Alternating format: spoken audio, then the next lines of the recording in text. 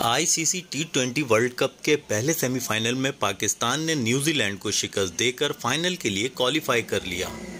पाकिस्तान ने न्यूजीलैंड की जानिब से दिया गया 153 रन्स का हदफ आखिरी ओवर में हासिल किया। बाबर आजम और मोहम्मद रिजवान ने निफ सेंचुरियां स्कोर की। सिडनी क्रिकेट ग्राउंड में न्यूजीलैंड के कप्तान केन विलियमसन ने टॉस जीतकर बैटिंग का फैसला किया और मुकर्ररा 20 ओवर में 152 रन्स बनाए। जवाब में बाबर आजम 53 रन बनाकर आउट हुए, जबकि मोहम्मद रिजवान 57 रन बनाकर पवेलियन लौटे।